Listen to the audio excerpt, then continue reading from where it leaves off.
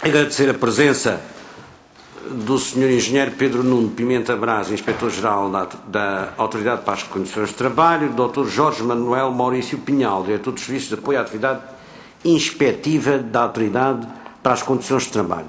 Eu já tive aqui numa breve conversa,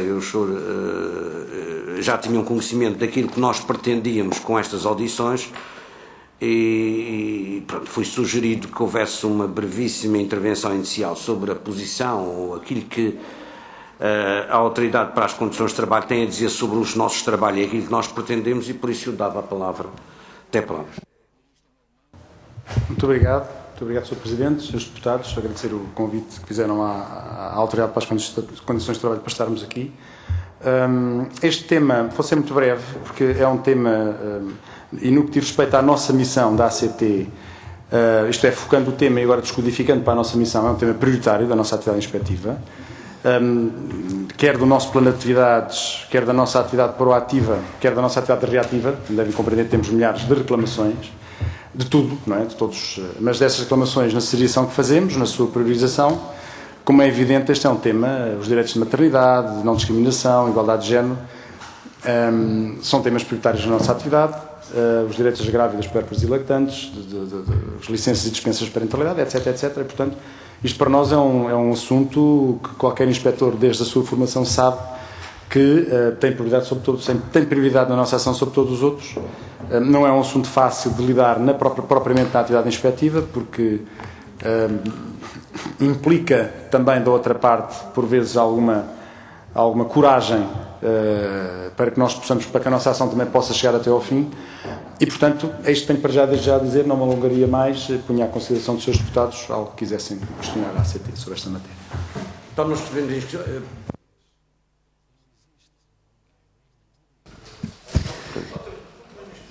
Muito obrigada, Sr. Presidente. Queria começar por cumprimentar o engenheiro Pedro Nuno Pimenta Braz e o Dr. Jorge Manuel Maurício Pinhal, agradecer a vossa presença em nome do Grupo Parlamentar do Partido Socialista, e queria dar o mote para algumas impressões da vossa própria experiência que nos possam oferecer a partir de um tema que já foi discutido numa audição anterior e que tem a ver com função pública e, portanto, eventualmente extravasa as vossas competências, mas de certeza que se repete noutras situações e que tem vindo a lume ora um caso, ora outro, mas depois nós nunca temos um feedback por parte de entidades que lidam nomeadamente com as condições de trabalho. E refiro-me concretamente a um caso que foi bastante noticiado, que foi a da denúncia por parte da Ordem dos Médicos de mulheres que, em processos concursais no Serviço Nacional de Saúde, era-lhes perguntado, obviamente como fator de exclusão, se tencionavam engravidar. O Grupo Parlamentar do Partido Socialista teve a oportunidade de ouvir a própria Ordem dos Médicos, que nos confirmou, também a Ordem dos Enfermeiros, essas denúncias, explicando a dificuldade enorme que as mulheres em causa sentem em, por sua vez, fazerem elas a denúncia da situação com medo de perder naturalmente o emprego. E queria saber qual é que é a vossa sensibilidade, não só para este caso em concreto, mas para situações deste tipo, o conhecimento que têm de situações deste tipo, de discriminação de mulheres em função de serem mães ou de quererem ser mães. Muito obrigada. Muito obrigado, Sr. Deputado. Agora tem a palavra o Deputado Carlos Peixoto, do PSD. Muito obrigado, Sr. Presidente. Sr. Inspetor-Geral da ACT, Sr. Engenheiro Pedro Nuno, Sr. Diretor de Serviços, Dr. Jorge Manuel. Eu vou ser também muito breve. O Sr. Presidente disse que a questão que eu trazia aqui, que tinha prioridade na atuação, na ação do ACT, e eu quero dizer-lhe, isso resulta, aliás, da resolução que penso que conhece, da 87/2014, aqui da Assembleia da República, é também um tema prioritário do grupo parlamentar do PSD, do Governo, que aliás elegeu esta questão da natalidade e da promoção de políticas públicas para a promoção da natalidade como uma bandeira, como uma causa elevada à categoria de prioridade nacional. Aquilo que nos interessa para nós aqui, e cumprindo esta resolução, é definir concretamente estratégias e implementar medidas concretas que eventualmente possam vir a ser vertidas num projeto de lei. Penso que é esta, aliás, a intenção, o propósito do Governo e também da Assembleia da República, e é um projeto que é um projeto, eventualmente um projeto conjunto de vários partidos, não só dos partidos do arco da governação, partidos da esquerda e da direita, porque entendemos que esta é de facto uma causa transversal a todo o país e que suscita a preocupação de todos. E por isso peço-lhe que, dentro das atribuições e das competências da ACT, e também tendo em conta aquilo que são as competências da primeira Comissão, que o Sr. Presidente sabe quais são, têm a ver com direitos, liberdades e garantias, e só neste âmbito, porque o resto discute-se noutras comissões, há vários grupos de trabalho constituídos setorialmente em cada uma das comissões. Para aquilo que nos interessa a nós, o que é que o ACT entende que pode ser dado aqui como contributo positivo, pragmático, muito concreto, muito específico, no sentido de nós revisitarmos o nosso quadro normativo e podermos introduzir algumas alterações que possam vir a melhorar e a promover condições para que a natalidade deixe de nos envergonhar, que é aquilo que neste momento acontece no seio daquilo que é a União Europeia, porque de facto estamos muito mal cotados, mas já estávamos assim há muitos anos atrás, desde pelo menos 1980. E aquilo que fomos ouvindo aqui em algumas audições foi o enfoque que foi colocado em alguma conciliação que é necessária entre a vida profissional e a vida familiar e pessoal de cada um dos trabalhadores. Mas a verdade é que esta conciliação também já aconteceu no passado, embora porventura de forma imperfeita. É verdade que no passado, porventura também as mulheres, como há pouco aqui foi dito, trabalhariam menos do que trabalham hoje, quer em casa, quer fora de casa, e a natalidade nem por isso viu os seus índices melhorados. E, portanto, perante este quadro, pedia-lhe esse esforço de pragmatismo no sentido de nos ajudar aqui a obter aqui alguns resultados positivos que pudessem vir a ser vertidos e aproveitados nesta nossa missão, que é a missão de legislar. Muito obrigado. A palavra à deputada Elsa Paz. É muito rápido, Sr. Presidente. Cumprimento também o Sr. Presidente da ACT e a pessoa que o acompanha, o Dr. Jorge Maurício Pinhal, por parte do Grupo Parlamentar do Partido Socialista. Eu vou ser muito rápida, a minha colega já fez a pergunta essencial de todo modo, uma vez que esta pergunta não foi colocada pelo PSD, eu gostaria que nos desse conta, se é que tem dados relativamente a esta matéria, de como é que nos últimos anos evoluíram as queixas feitas à ACT no que diz respeito às questões relacionadas com a promoção da igualdade, que é o que nos traz aqui, porque será essa que, ao ser prejudicada, irá impedir a promoção da própria natalidade. Ou seja, se tem alguns dados relativamente a essa matéria, para também percebermos qual é o impacto da crise na discriminação de género no mercado de trabalho. Por outro lado, também gostava de lhe perguntar, uma vez que falou não só nas iniciativas regulares, mas também nas iniciativas proativas que a ACT sempre tem e que são muito profícuas porque elas descobrem situações que de outro modo não seriam identificadas. Eu gostaria de lhe perguntar que mecanismos é que dispõem para encorajarem as mulheres à denúncia, porque, como diz o Sr. Doutor, há muitas mulheres que não têm coragem de denunciar. Eu diria de outra maneira. Eu diria que não têm condições para denunciar, porque coragem não lhes falta, não têm condições, porque depois vão sofrer as represálias quando forem identificadas pelo facto de terem feito a denúncia. Portanto, que mecanismos é que existem, se é que existem, para incentivar o encorajamento ou a criação de condições para que as mulheres possam denunciar sem correrem o risco de sofrer retaliações. Eu adianto aqui, a título de exemplo, e a propósito deste caso do SNS, em que o Sr. Bastonário da Ordem dos Médicos deu-nos conta que existia uma queixa anónima, onde as pessoas podiam identificar a situação e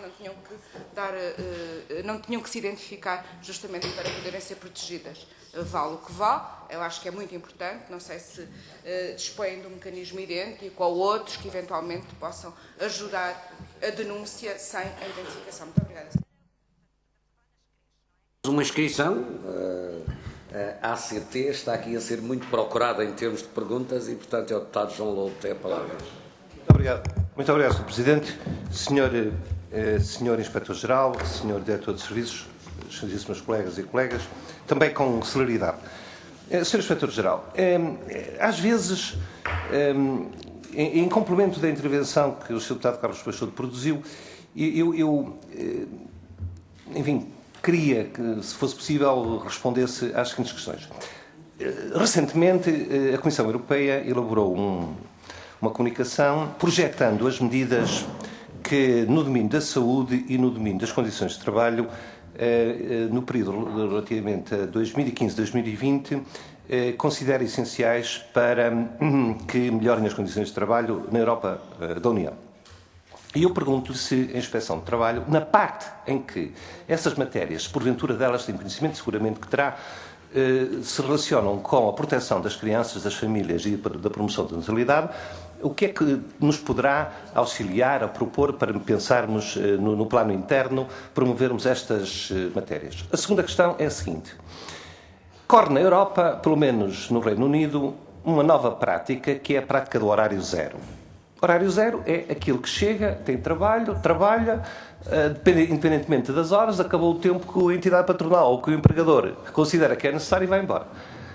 Que mecanismos existem em Portugal que reprimam esta situação, eu diria mesmo ignominiosa, ou então que medidas se pensa ou projetar, ou é possível transmitir-nos que devam ser eficazes para cessar esta prática.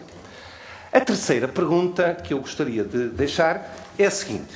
O nosso Código de Processo de Trabalho regulamenta de forma que me parece insuficiente a questão dos procedimentos cautelares, remetendo apenas para a apreciação formal da existência ou não existência do processo e da nulidade do processo. Todavia, muitas vezes, o direito de trabalho coatal, isto é, em si mesmo, é lesado e, o procedimento não prevê a violação de direitos fundamentais e a sua reintegração imediata, desde que o possamos autonomizar. E, portanto, porventura, na medida em que se conexionem diretamente com a proteção da família, por via rendimento, como é que a Inspeção de Trabalho considera estas matérias? Muito obrigado. Bom, temos mais uma inscrição e vejo que também temos presente um jovem futuro deputado e quem está inscrita é a Sra. Deputada Rita Rato. Obrigado, Sr. Presidente. Eu começava naturalmente por cumprimentar o Sr. Inspetor-Geral da ACT em nome do Grupo Parlamentar do Partido Comunista Português, por necessidades de articulação de várias tarefas não pude ouvir a sua intervenção inicial. Ainda assim, sobre estas matérias e no âmbito das audições que se estão a realizar, nós entendemos que da parte do PCP as matérias relacionadas com a valorização do trabalho, o respeito e cumprimento integral e cabal dos direitos dos trabalhadores são condições fundamentais para políticas de promoção da natalidade. Aliás, nós temos vindo, e a realidade tem vindo a provar, que no nosso país as entidades patronais entendem que quer as mulheres, quer os homens, os trabalhadores com filhos, são entendidos como empecilhos no exercício das suas funções profissionais, desde logo porque a lei prevê, e a Constituição também, ao consagrar a maternidade e a paternidade como funções sociais, o exercício de direitos no acompanhamento aos filhos e a dependentes. Isto para dizer que nós temos vindo a acompanhar, tivemos já a oportunidade de ouvir o Sr. Inspetor-Geral em sede de subcomissão de Igualdade, e o Sr. Inspetor teve a oportunidade de confirmar que, e se eu não me estou a recordar bem, mas creio que a expressão foi mais ou menos esta, que as violações dos direitos de maternidade e paternidade nos locais de trabalho são rotineiras. Algumas por força do não exercício desses direitos por parte dos trabalhadores, por força daquilo que são hoje relações de trabalho precárias e muitas vezes da ausência de direitos, outra por ações reiteradas por parte das entidades patronais.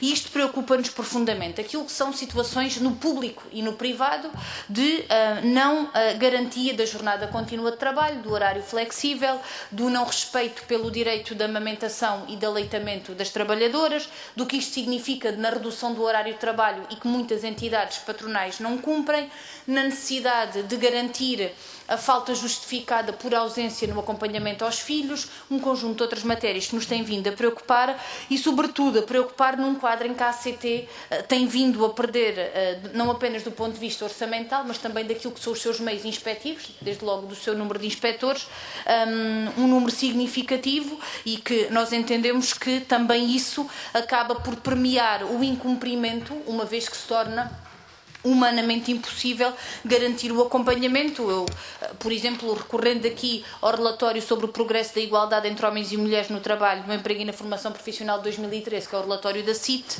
a distribuição do número de inspectores de trabalho por serviços desconcentrados e serviços centrais, significa, por exemplo, que na unidade de apoio de centro local do Mondego são 3 inspectores, na unidade local do Alto Alentejo são 2 inspectores, o que significa objetivamente uma sobrecarga muito grande, porque naturalmente que os inspectores não acompanham apenas questões de maternidade e paternidade e cumprimento desses direitos, mas todas as outras matérias que têm a ver com o cumprimento da lei. Portanto, é claramente insuficiente face ao número de inspectores que existiam até há poucos anos atrás. Isto para dizer que nós entendemos que era muito importante, porque muitas vezes ouvimos falar de sensibilização das entidades patronais para o cumprimento dos direitos, de sensibilização da lógica da contratação, e nós entendemos que é muito mais que sensibilização. É cumprimento da lei e é, por parte das entidades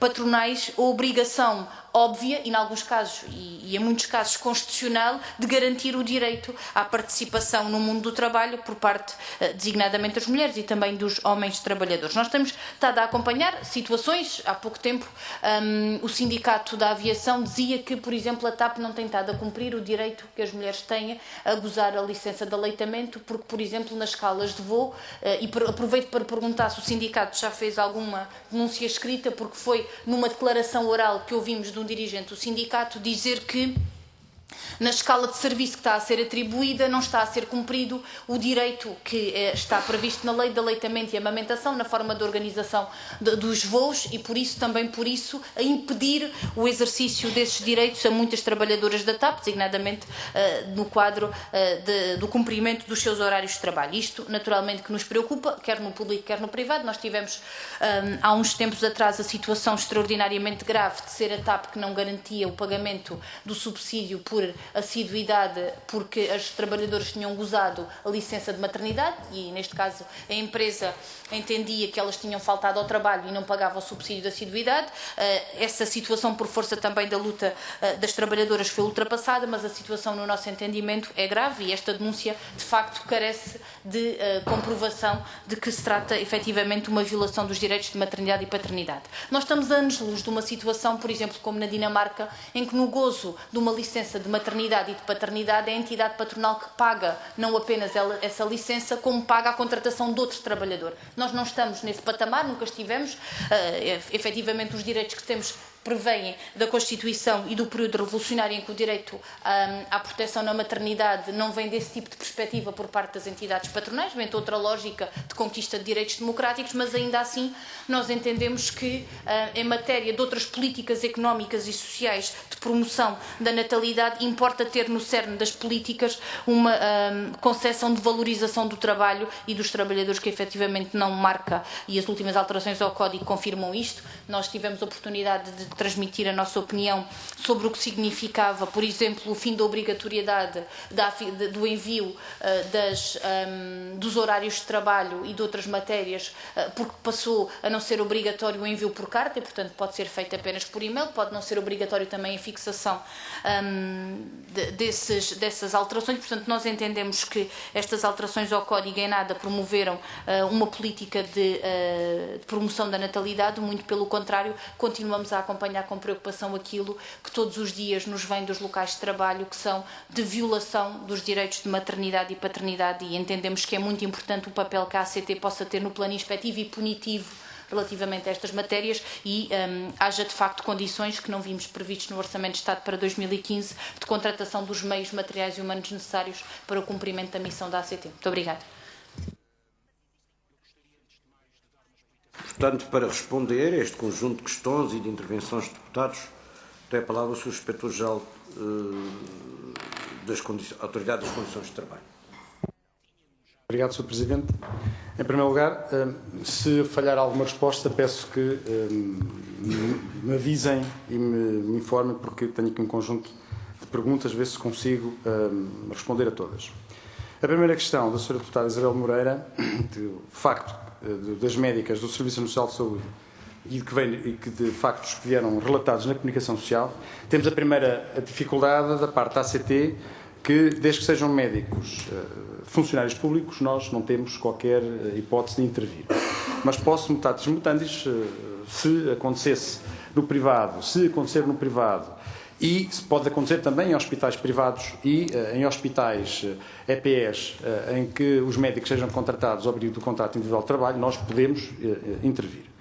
Levanta-se uma questão muito importante, porque, como já disse algumas vezes, nós não temos qualquer relato de reclamação quanto a esta matéria dentro da ACT. Também não precisamos de reclamações para intervir, mas temos que ter localizado o espaço e o tempo para nos podermos deslocar. Estes relatos de entrevistas, até de cidadãs que têm que assinar um acordo ou que dão a sua palavra para não engravidarem, eu sou inspetor desde 1996 e lembro-me, sem querer aqui agora, mais uma vez, ainda por cima, sublinhar este setor produtivo em particular, negativamente, lembro-me que em 98, 99, o setor bancário, ouvia-se dizer que era useiro e veseiro nestas práticas. Nunca conseguimos também dar de conta com uma matéria específica, ou porque não nos foi feita qualquer reclamação, ou porque nós andávamos muito no setor bancário no que diz respeito à falta do não pagamento e de registro de trabalho suplementar não pago, nunca nos deparámos com uma situação destas. E, portanto, desde essa altura que ouvimos que estas práticas acontecem como acontecerão agora. Porquê é que não temos reclamações? Porque é uma matéria muito sensível, extremamente sensível, e que põe também, e que o facto de vivermos em época de grande exigência leva a que provavelmente as pessoas também não apresentem reclamações. Contudo, e queria dar um salto para uma das questões que estão um pouco mais à frente, a ACT, os seus profissionais têm dever de sigilo absoluto sobre todas as matérias pelas quais trabalham. Não só os seus inspectores, como os técnicos superiores e auxiliares técnicos e operacionais que trabalham na ACT. E, portanto, em primeiro lugar, quando o inspetor de trabalho não cumpre com esta regra, é uma violação gravíssima em termos disciplinares da sua deontologia. Portanto, em primeiro lugar, as pessoas devem fazer reclamações sem medo, porque é o pressuposto que da nossa parte tenha que existir sigilo total. De toda a maneira, e mesmo assim, se existirem receios, nós não agarramos nas denúncias anónimas e mandamos-las para o lixo. Temos que olhar, como diz a própria lei, olhar para as denúncias e, se elas, mesmo que sendo anónimas, traduzirem alguma violação da lei, temos que as integrar na nossa ação. E, portanto, não é por aí que deixamos, e mais ou mais numa matéria destas tão sensível, que não deixamos de atuar. Como é que podem ser feitas essas denúncias? Essas denúncias podem ser feitas via nosso site, através do nosso site. O nosso site tem um local próprio para essas denúncias poderem ser feitas, de qualquer matéria, enviando por mail ou por ofício, ou diretamente para os serviços centrais, ou para um dos serviços desconcentrados, os 28 serviços concentrados que temos no país, ou apresentar reclamação nos serviços presencialmente desses serviços concentrados. Portanto, há aqui sim uma play de possibilidades que os cidadãos podem utilizar para fazer reclamações. E fazem-no. Portanto, eu estou... Anónimas e identificadas. Como é evidente, as reclamações anónimas, desde que não traduzam de por si próprio como algo que implique, que traduza uma violação da lei, nós podemos levar, não podemos valorizar. Agora, a partir do momento que há como diz a própria lei, a lei é que o diz, se a própria reclamação, sendo anónima, mas se relata um conjunto de factos que são credíveis, como é evidente, e nós percebemos que pode haver ali outros problemas, como é evidente, não será a primeira, nem a segunda, nem a terceira, nem a quarta, integramos-la na nossa atividade. A única forma que não podemos integrar é se vier uma reclamação deste cariz, desta tipologia, não esteja local. Aí é muito complicado e não é, infelizmente, não é tanto anormal quanto isso, nós recebermos reclamações não só anónimas, mas também escritas, e a maioria delas não são anónimas, são reclamações identificadas, onde não é relatado, escrito o local onde se passa essa infração. E, portanto, para dizer que este é um problema que a nós, inspectores, nos deixa um pouco frustrados. Porque ouvimos falar dele, mas não temos intervido. Diretamente, estou a falar desta questão das entrevistas, não é? Sabemos que existe, ouvimos, no serviço informativo e quando estamos nas empresas a falar com trabalhadores, há sempre alguém que nos relata qualquer coisa, mas nunca nos relata exatamente onde para nós podermos intervir. E, portanto, andamos um pouco, a palavra é mesmo, frustrados, porque percebemos que há qualquer coisa no ar e, neste momento, não negando que exista, temos grandes dificuldades em poder intervir no que é esta matéria das entrevistas e de exigências das senhoras para não engravidarem de respeito. E, portanto, estamos atentos e se há algum dia, formal ou informalmente, uma questão destas chegar ao nosso conhecimento, não tenham dúvida, dentro dos nossos defeitos, dos nossos problemas internos e também do nosso profissionalismo, nós não daremos fazer o nosso melhor quanto a esta matéria. Portanto, é prioritária e queria sublinhar esta questão. Mas para dizer também, gostava também, que eu lembro-me disto desde na altura em que o setor bancário era muito pujante em Portugal e já na altura se falava destas questões das mães, de que havia até alguns bancos que só contratariam homens e não contratariam. Lembramos perfeitamente disso e às vezes o facto era constatado até quando entrávamos em determinados locais de trabalho, não é? Nós chegávamos a locais de trabalho e verificávamos que não havia senhoras. Mas, quer dizer, não tínhamos como imputar a responsabilidade ao facto de só existirem homens e não senhoras. Pois, enfim, já não me recordo dessa... Já não me recordo, mas de facto o problema iria bater exatamente no mesmo. A prioridade, e passando aqui para o Sr. Deputado Carlos Peixoto, o que é que a ACT, no seu campus, na sua missão e na sua ação diária, o que é que nós podemos falar quanto a estas questões? Há uma questão que para nós, na utilização da lei, que estranhamente quer o nosso tecido empresarial, a maioria são PMEs, não são grandes empresas, porque estas questões das grandes empresas, pelo menos em termos jurídicos, sabes o que é que se pode fazer e sabes o que é que se pode fazer. Mas PMEs, estranhamente, há questões que às vezes são tão óbvias que a nós nos deixam um pouco tristes. A utilização de um contrato a termo certo para a substituição de uma trabalhadora que esteja em licença de maternidade. É algo que a lei prevê, mas que é algo muito raro de ser utilizado pelas empresas. Não tenho uma resposta óbvia para isto. A lei prevê que enquanto a mulher esteja nessa licença de maternidade, o empregador possa contratar um trabalhador ou uma trabalhadora exclusivamente para aquele posto de trabalho enquanto decorre essa licença de maternidade. Não é onerado por causa disso, porque quando a trabalhadora regressar, o outro trabalhador tem que abandonar o posto de trabalho, mas estranhamente, quando nós nos locais de trabalho falamos desta possibilidade, estranhamente porque grande parte muitas vezes poder-me dizer, bom, há um pouco de teatro, com certeza, mas nós com a nossa experiência torrente também percebemos quando há teatro e quando realmente o espanto é genuíno. E, portanto, esta não utilização dos contratos a termo nas situações de licença de maternidade é algo que a mim ainda hoje me deixa estupefacto nas empresas onde nós nos dirigimos. Como a senhora deputada Rita Rato falou muito bem, nós temos notícia, e continuando ainda com o Sr. Deputado Carlos Peixoto, mas fazendo aqui uma interligação, temos notícia de infrações quando se lida com grávidas, puérperas e lactantes, e mesmo quando são trabalhadoras que querem constituir o seu agregado familiar, a sua família. Contudo, porque é uma situação, como é uma situação delicada, temos a maior parte das vezes conhecimento destas situações depois dos despedimentos, depois da cessação da relação de trabalho. E aí a nossa atividade é muito diminuta e cinge-se, quando é possível, à sanção administrativa, mas não à resolução daquele problema. Isto é, muitas das reclamações que temos de trabalhadoras entram-nos pelos serviços depois delas mesmas terem cessado o seu contrato de trabalho. Ou trabalhadoras efetivas ou trabalhadoras a termo, que lhes é comunicada a não renovação do contrato quando sabem que estão grávidas, ou quando elas dizem que estão grávidas. Portanto, isto acontece, mas estas notícias chegam ao pé de nós no fim da linha, na maior parte das vezes. Não todas, mas na maior parte das vezes.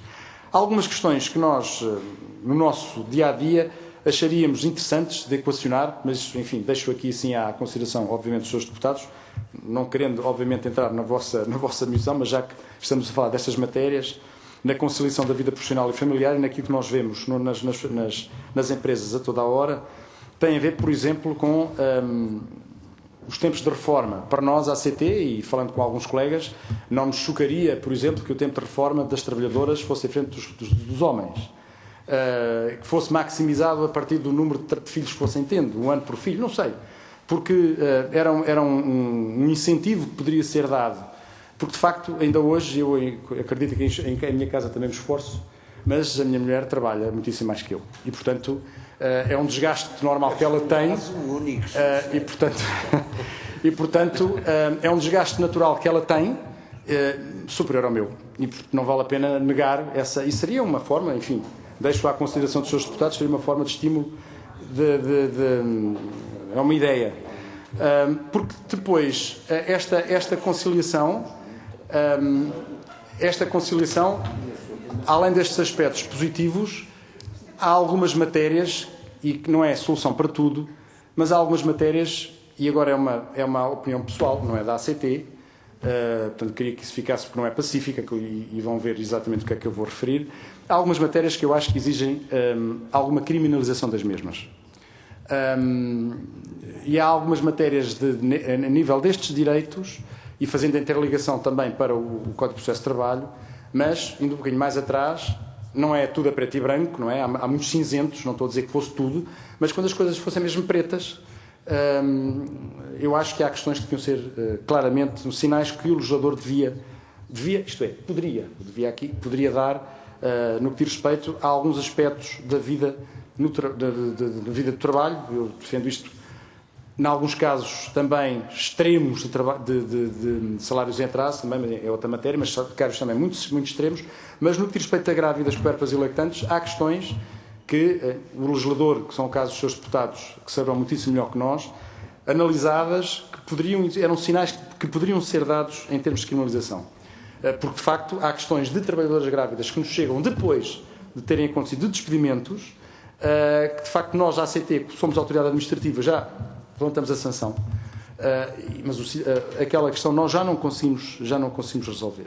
Portanto, deixava também esta questão no ar. Não é solução para tudo, mas era um sinal que poderia ser dado em paralelo com medidas positivas, porque depois amanhã também não se contratavam senhoras por causa da possibilidade, mas com medidas positivas, podia ser da reforma, podia ser de incentivos fiscais, de segurança social, naquilo que as próprias entidades pagam. Algumas destas metodologias da reforma desconheço, mas de respeito à segurança social e à fiscalidade, alguns países já as praticam, portanto é a questão de se analisar e de em paralelo com a questão do sancionamento, poder fazer aqui algum ponto de situação e de articulação quanto a estas questões. Pelo menos é esta dimensão que eu gostaria também de deixar. Para a senhora deputada Elsa Paes, Nós temos no nosso plano de atividades para 2015, como temos vindo a ter há muitos anos, temos 2 projetos. O projeto 42 e 49, agora o 42 é a ação inspectiva pura e dura, tem a ver com igualdade de género e grupos vulneráveis. Vamos falar propriamente desta matéria. Este é sempre um plano que tem vindo a acompanhar em termos inspectivos a ACT desde sempre. E este para o ano 2015 e para o biénio 2016, biénio porque hoje em dia os objetivos dos funcionários públicos são de 2 em 2 anos e, portanto, embora façamos um plano de atividades anual, para o biénio de 2015-2016 é claramente um ponto muito importante para nós. O projeto 49 resulta de uma campanha que, sob sugestão da Sra. Presidente da CIT, a ACT aderiu e vai, em conjunto com a CIT, desenvolver. A ACT, como sabem, tem um conselho consultivo, portanto, a sua gênese é uma gênese tripartida. Tem as associações empresariais e sindicais, que têm assento no Conselho Económico e Social, e connosco temos vindo a fazer ao longo dos anos campanhas tripartidas, na vertente da segurança e saúde no trabalho. E essas campanhas tripartidas são metodologias ideais, na nossa opinião, de consolidar métodos e rotinas que de outra forma não poderiam ser consolidadas. E esta sugestão da Sra. Presidente da CIT, de fazermos uma campanha nestas matérias, não da segurança do trabalho, nas relações de trabalho, está a decorrer uma trabalho não declarado da ACT com os parceiros sociais. Esta ideia da Sra. Presidente da CIT foi extremamente bem acolhida por nós, uma ideia muito boa, e é o nosso projeto 49, em conjunto com a CIT, fazermos uma campanha de promoção, de sensibilização a este nível. A atividade inspectiva decorre em paralelo, portanto, escusado de estar a falar da atividade inspectiva porque ela vai decorrer como decorreria em qualquer modo, em qualquer maneira, mas queremos acreditar também que esta campanha pode ser também um sinal, nem que seja um sinal que possamos dar em termos de sociedade civil e do mundo do trabalho, da importância deste tema. Portanto, queria também sublinhar este projeto, esta campanha que a CIT, em tão boa altura, teve essa ideia, a Sra. Presidente da CIT, que nós vamos aderir e que pensamos também que pode ser útil para... Pensamos e temos a certeza que vai ser útil também para dirimir este tema. Mecanismos encorajadores à denúncia, foram estes que eu referi há pouco, podem ser feitas de qualquer forma, de qualquer modo, de acordo com os métodos que eu acabei de referir, sendo que, eu volto a dizer, da parte dos senhores inspectores de trabalho, o sigilo é a condição sine qua non da sua existência. Mas é total. Se as pessoas mesmo assim tiverem receio, pois descrevam, e isto é um tema tão sigiloso, tão sensível, digamos assim, sigiloso com certeza, mas tão sensível que as pessoas, se não se quiserem identificar mais, pode não ser o próprio a fazer essa denúncia. Pode ser um familiar, pode ser um amigo, alguém que conheça a situação e que se identifique. Qual é o problema da identificação? É que nós depois temos alguém a quem reportar a nossa ação. É uma questão de corresponsabilização. Nós fazemos e temos o direito, não temos o dever, a quem reclama dizer relativamente à sua questão, teve razão, não teve razão, e nós fizemos estas questões, estes gestos inspectivos, que deram nisto ou deram em nada. É só essa matéria. Se as pessoas não quiserem, eu faço o apelo que não seja por causa disso que não façam estas reclamações.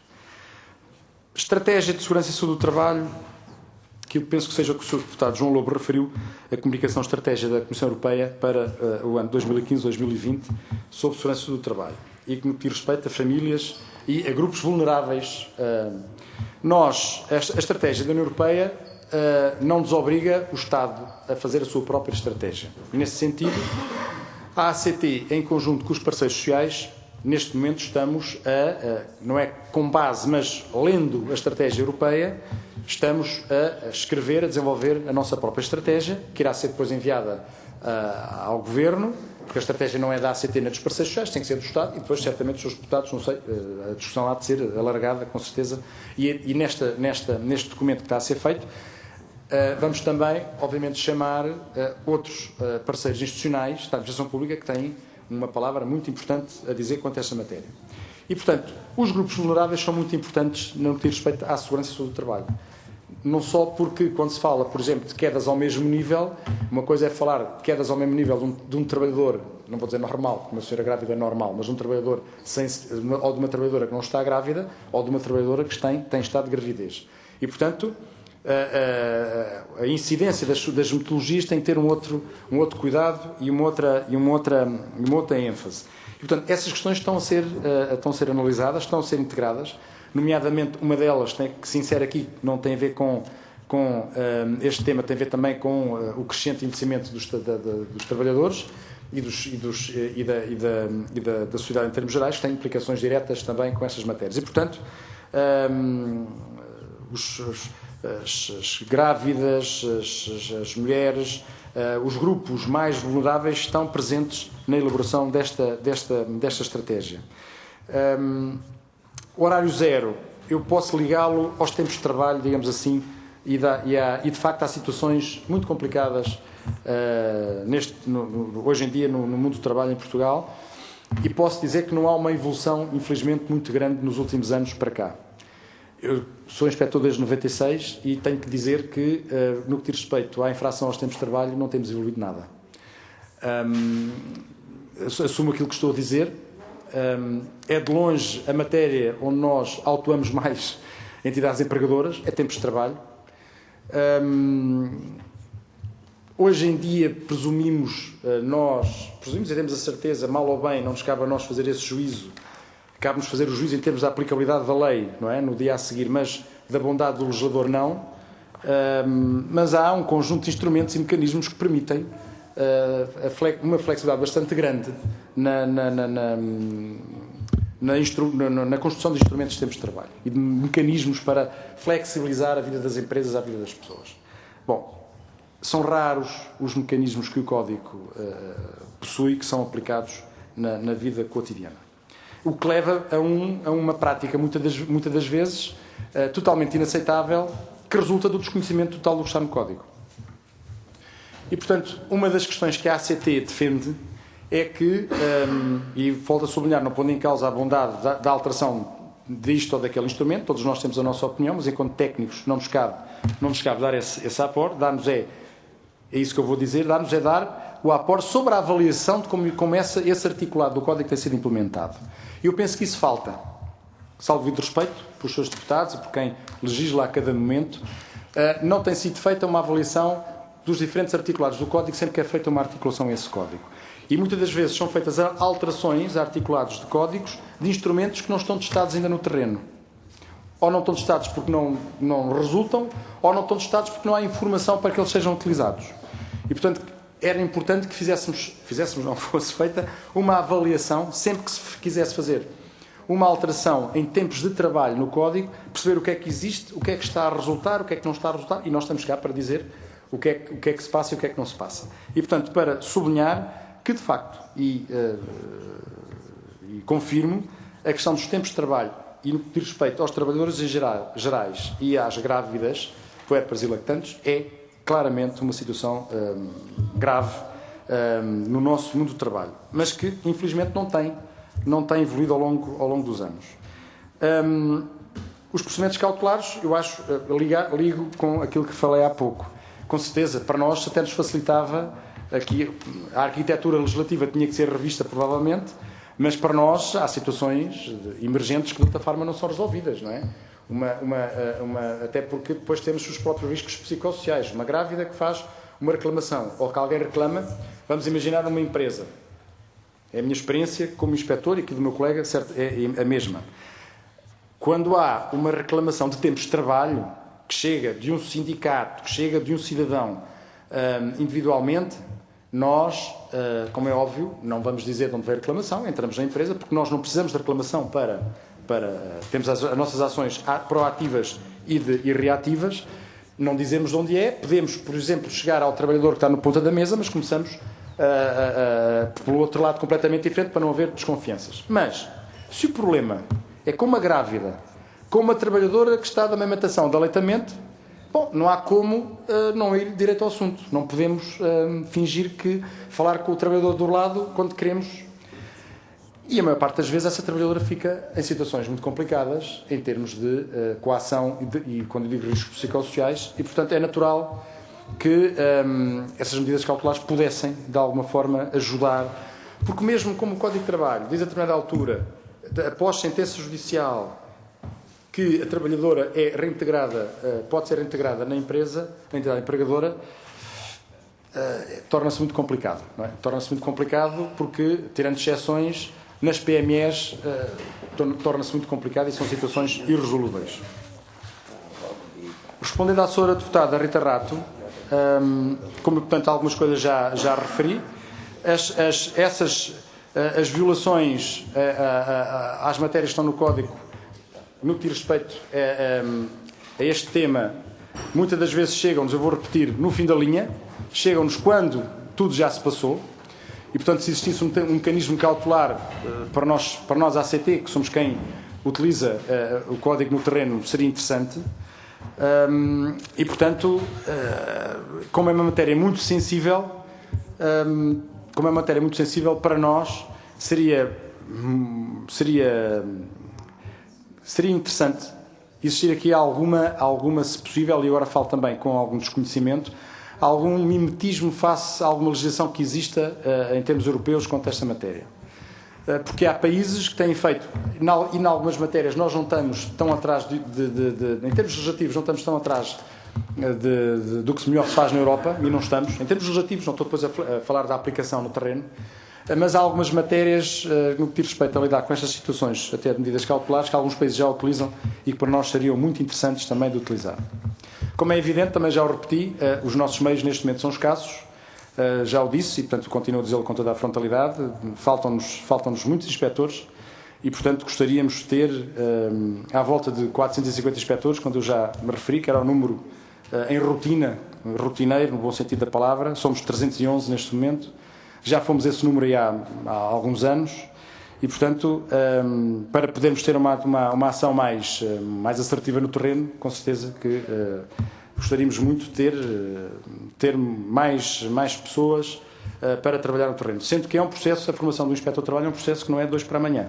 Portanto, alguém que entra com um concurso interno nosso, só ao fim de 2 anos está pronto a estar no terreno, porque tem um ano de formação, depois um ano ainda de integração no serviço e, portanto, não é fácil e, portanto, existe também da nossa parte algum esforço. Sensibilização versus sanção. A sanção, quanto a esta matéria, nós não temos nesta matéria como noutras, os inspectores de trabalho não têm não quero que seja interpretada esta linguagem, não têm empejo com utilizar a sanção em qualquer circunstância. E nesta, também não. Julgamos é que a sensibilização, nomeadamente das associações empresariais e também das associações sindicais, é muito importante. Porque quando eu falava do desconhecimento, da utilização do contrato a termo certo, em algumas situações de trabalhadoras grávidas que estão de licença de maternidade, nós ficamos espantados, surpreendidos ao fim de tantos anos. Muitas empresas o desconheçam. Volto a referir, descontando muitas das vezes o facto, o teatro que possa ser feito quanto a esta questão, e nós sabemos que é feito. Mas há casos de micro e pequenas empresas em que as pessoas ficam surpresas e que utilizam a sugestão que é dada pelo inspetor. E portanto, a sensibilização tem aqui 2 vertentes, a vertente interna e a vertente de sanção social. Porque eu acho que uma das questões também que aqui está em questão, e eu queria cruzar também, volto outra vez que o Sr. Deputado há bocadinho referiu, a sanção social, muitas das vezes, é tão ou mais eficiente, tão ou mais, não quer que seja menos, mas do que a sanção administrativa.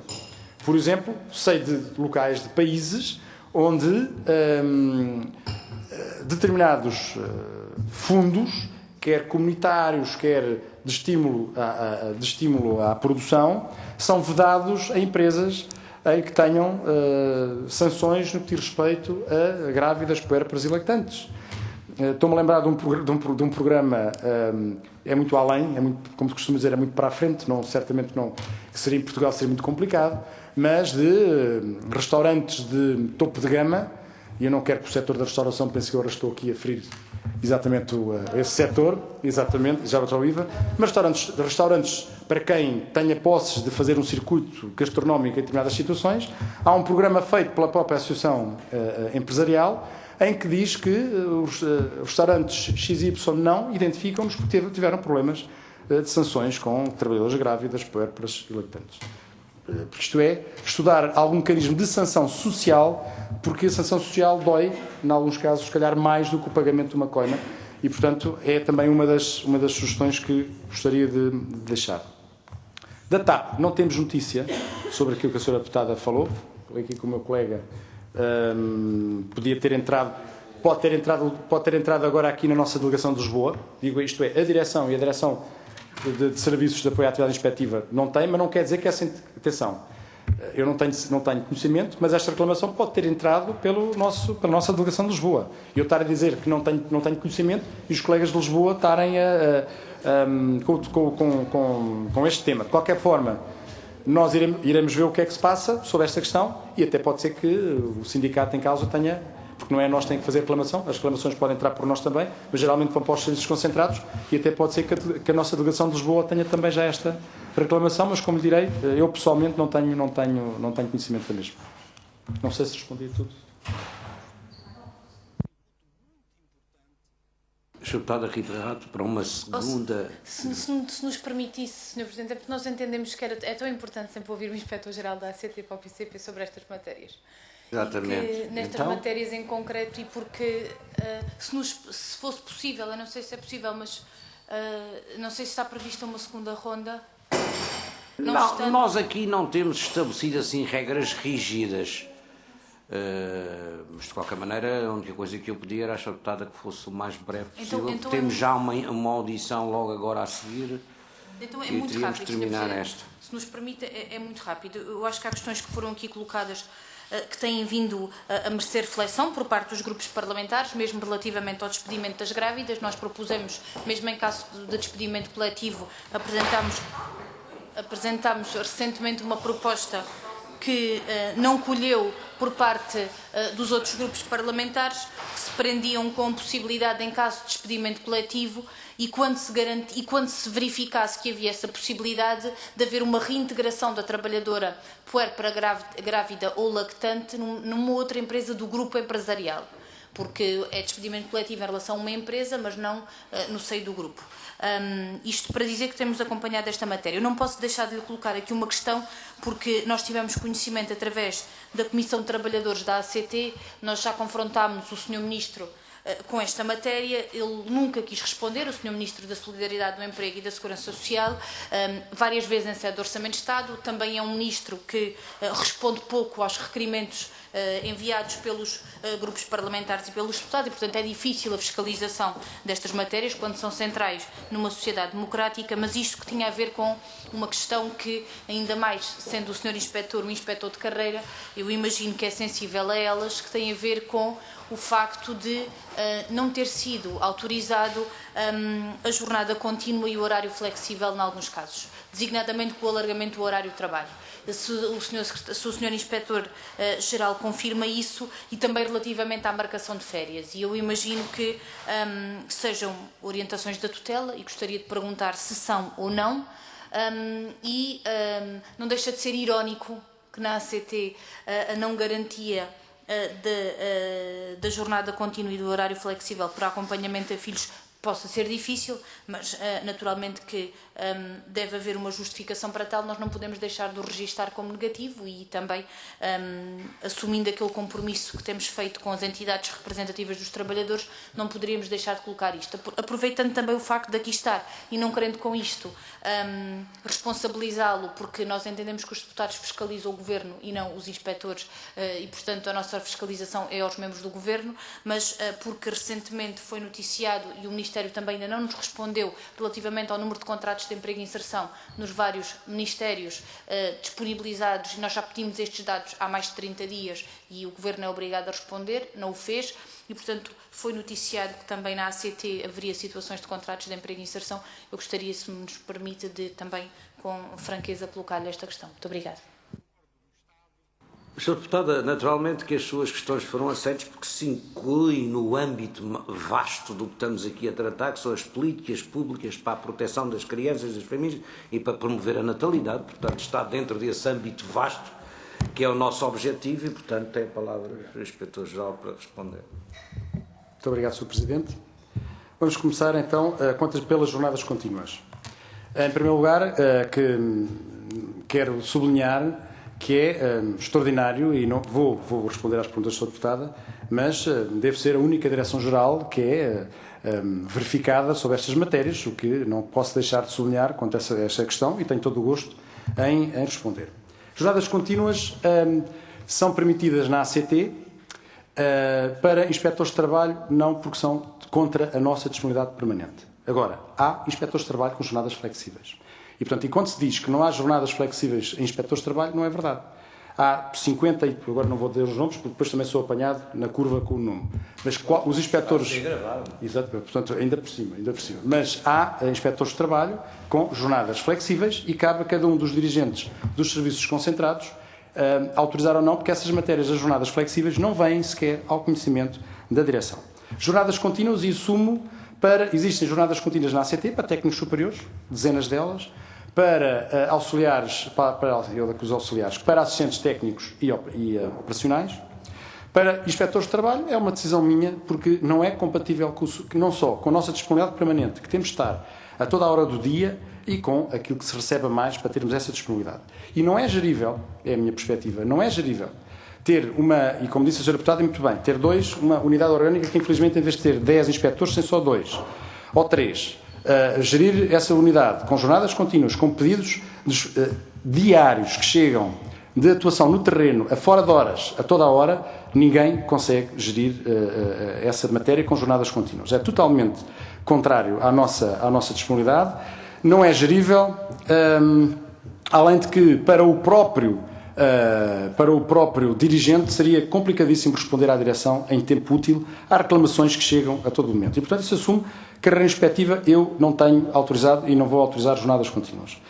Existem sim, vários, dezenas de inspectores com jornadas flexíveis e que cabe a cada diretor intermédio autorizar, e há várias. Portanto, quando eu ouço que não há jornadas flexíveis nos inspectores de trabalho, não é verdade. Das jornadas flexíveis, eu penso que não. Não posso verificar isso, mas não tenho esse... Isto é, vamos ser muito diretos, não tenho reclamação interna sobre essa matéria. Certamente que eu teria de alguém que dissesse que ao lado permitem jornada flexível, e não me parece. Férias.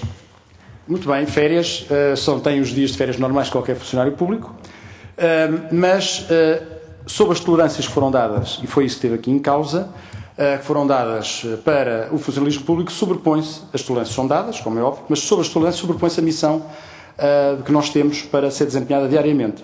E o que foi dito foi, face a essas tolerâncias e à escolha das tolerâncias, que as férias que abrangiam esse tempo, eu determinei que não fossem mudadas.